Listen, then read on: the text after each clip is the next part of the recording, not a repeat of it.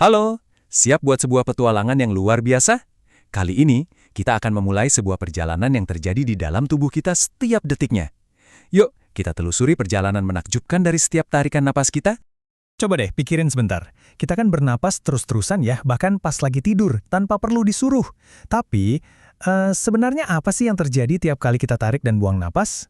Oke, yuk kita selami lebih dalam.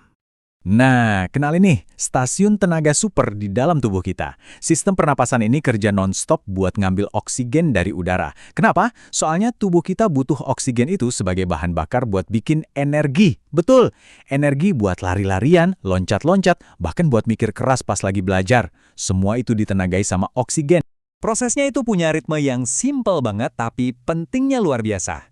Bayangin aja gini.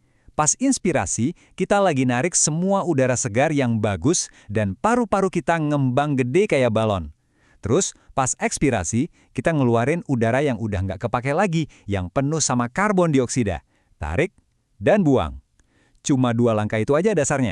Sekarang kita masuk ke bagian yang paling seru. Kita bakal jadi kayak penjelajah mini dan ngikutin satu tarikan nafas aja dalam perjalanannya yang super keren melewati tubuh kita. Siap-siap ya, karena kita akan lihat seluruh rutenya. Nah, ini dia nih peta perjalanan kita. Udara bakal ngelewatin beberapa perantian, mulai dari hidung, terus masuk lebih dalam, sampai akhirnya tiba di paru-paru.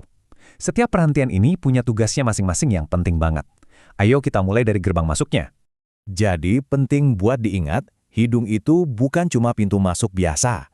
Dia ini kayak penjaga gerbang yang canggih banget. Hidung bakal mastiin udara yang masuk ke tubuh kita itu udah bersih dari debu, suhunya pas, dan cukup lembab. Pokoknya disiapin biar sempurna buat paru-paru kita. Setelah lewat dari hidung, udara meluncur melewati faring dan laring. Anggap aja ini kayak lorong penghubung. Dan disinilah bagian kerennya. Laring itu rumahnya pita suara kita.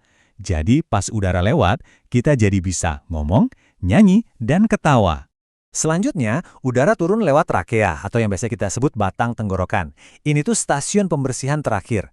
Dindingnya lengket dan punya rambut-rambut kecil yang namanya silia. Fungsinya kayak sapu-sapu mini, nangkepin kotoran apapun yang mungkin lolos dari hidung. Cerdas banget kan? Di ujung trakea ada persimpangan.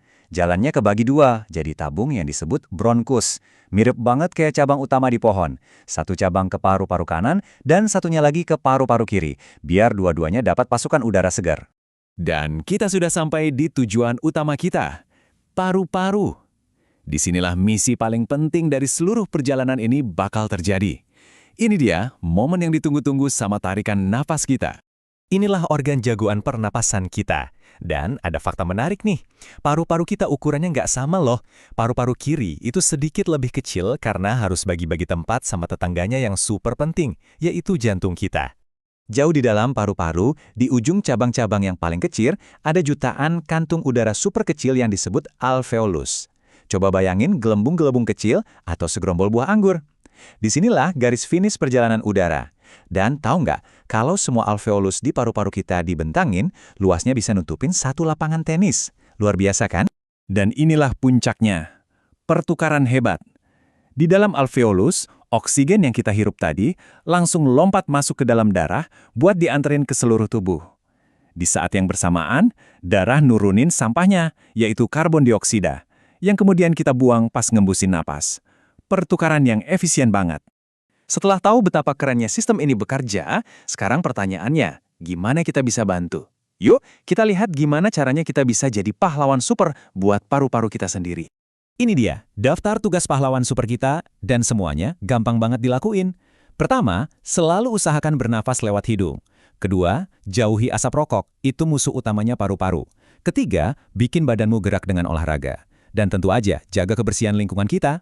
Setiap tindakan kecil ini benar-benar berarti loh. Kutipan ini benar-benar merangkum semuanya dengan pas. Sistem pernapasan kita itu fondasi buat kesehatan tubuh kita secara keseluruhan.